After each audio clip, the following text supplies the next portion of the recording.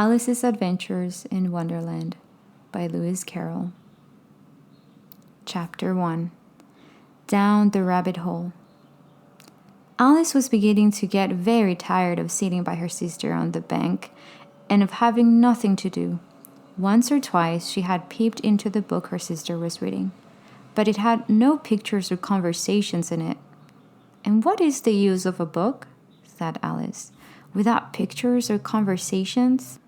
So she was considering in her own mind, as well as she could, for the hot day made her feel very sleepy and stupid, whether the pleasure of making a daisy chain would be worth the trouble of getting up and picking the daisies, when suddenly a white rabbit with pink eyes ran close by her. There was nothing so very remarkable in that, nor did Alice think it so very much out of the way to hear the rabbit say to itself, oh dear, I shall be too late." When she thought it over afterwards, it occurred to her that she ought to have wondered at this, but at the time it all seemed quite natural.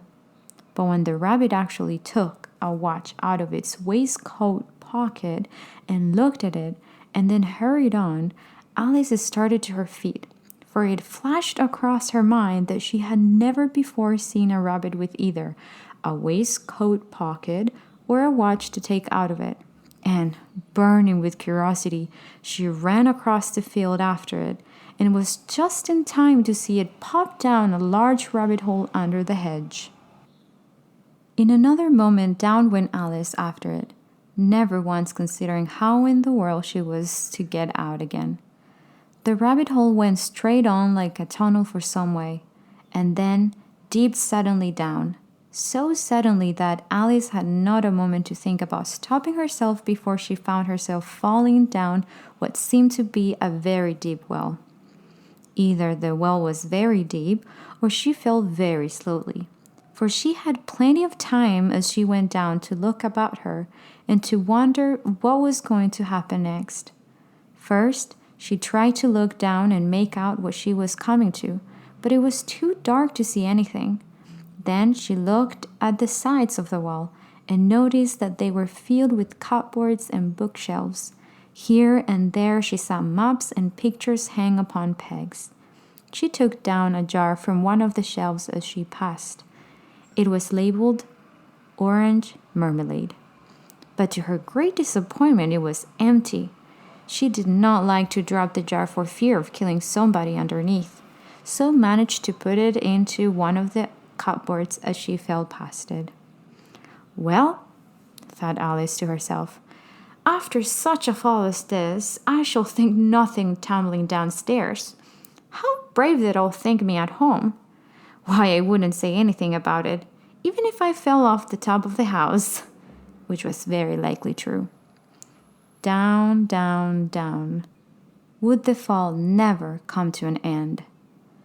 "I wonder how many mammals have fallen by this time," she said aloud. "I must be getting somewhere near the center of the earth. Let me see. That would be 4,000 miles down, I think." For you see, Alice had learned several things of this sort in her lessons in the schoolroom, and though this was not a very good opportunity for showing off her knowledge, as there was no one to listen to her, still it was good practice to say it over. "Yes, that's about the right distance. But then, I wonder what latitude or longitude I've got to." Alice had not the slightest idea what latitude was, or longitude either, but she thought they were nice grand words to say. Presently, she began again. "I wonder if I shall fall right through the earth. How funny it all seemed to come out among the people that walk with their heads downwards. The antipathies, I think." She was rather glad there was no one listening this time, as it didn't sound at all the right word. "But I shall have to ask them what the name of the country is, you know. Please, ma'am, is this New Zealand or Australia?" And she tried to curtsy as she spoke. Fancy curtsying as you're falling through the air. Do you think you can manage it? And what an ignorant little girl she'll think me for asking. No, it'll never do to ask. Perhaps I shall see it written upon somewhere. Down, down, down. There was nothing else to do, so Alice soon began talking again. Dinah'll miss me very much tonight. I should think. Dinah was the cat. I hope they'll remember her saucer of milk at tea time. Dinah, my dear, I wish you were down here with me. There are no mice in the air, I'm afraid, but you might catch a bat, and that's very like a mouse, you know. But do cats eat bats? I wonder. And here, Alice began to get rather sleepy, and went on saying to herself, in a dreamy sort of way, do cats eat bats? Do cats eat bats? And sometimes, do bats eat cats? For, you see, as she couldn't answer either question, it didn't much matter which way she put it. She felt that she was dozing off and had just begun to dream that she was walking hand in hand with Dinah and was saying to her very earnestly, Now, Dinah, tell me the truth. Did you ever eat a bat?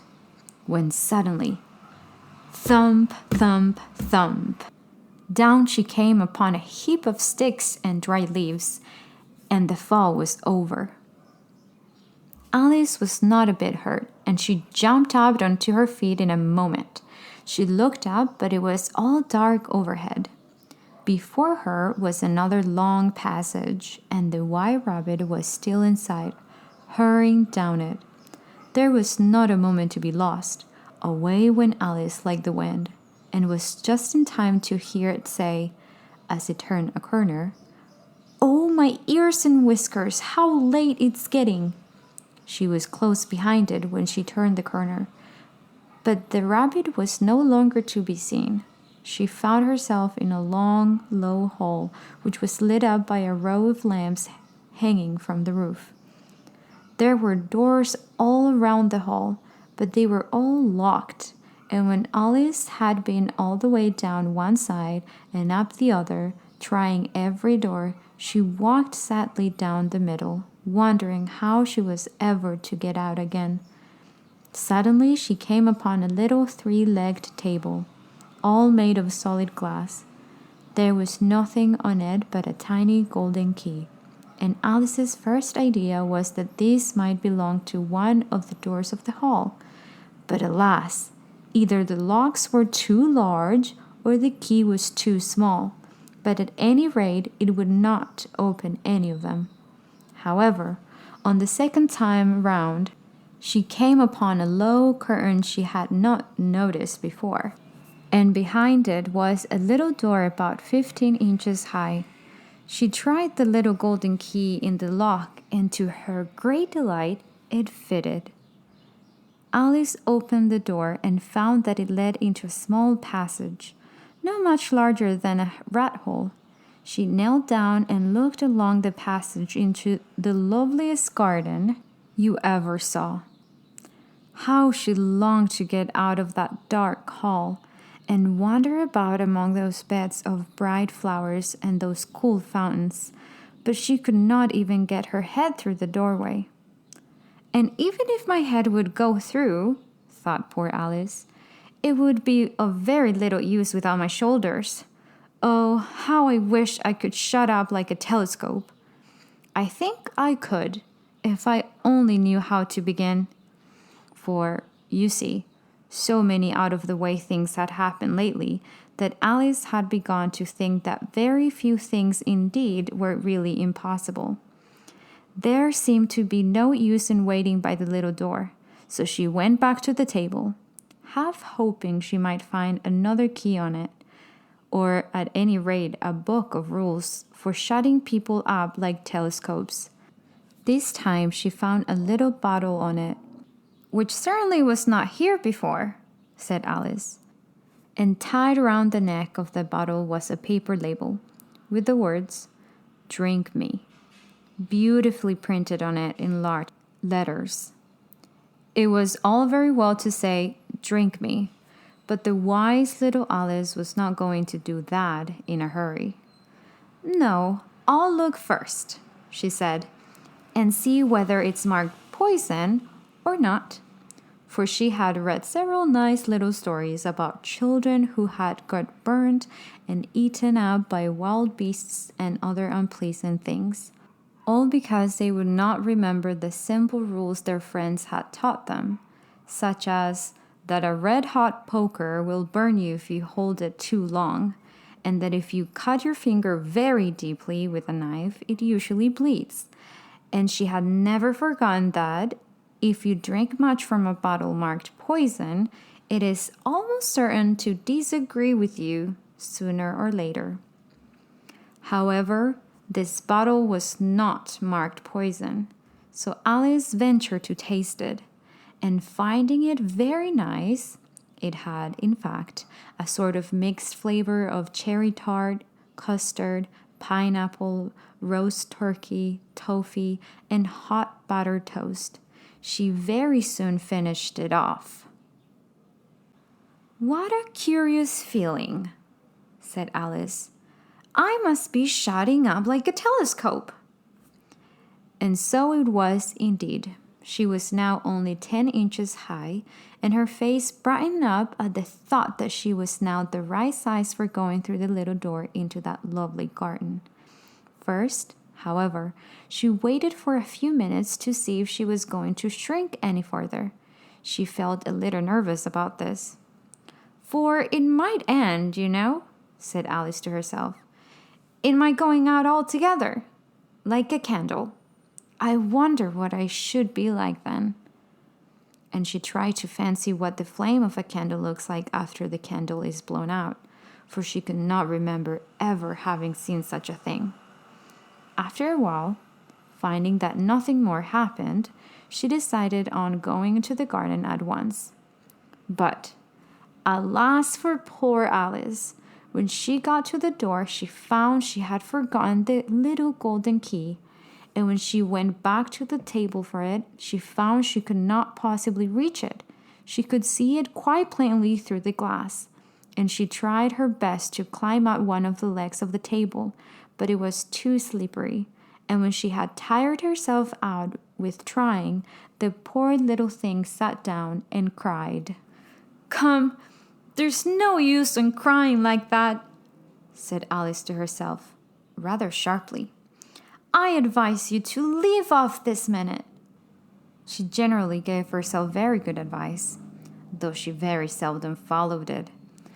And sometimes she scolded herself so severely as to bring tears into her eyes.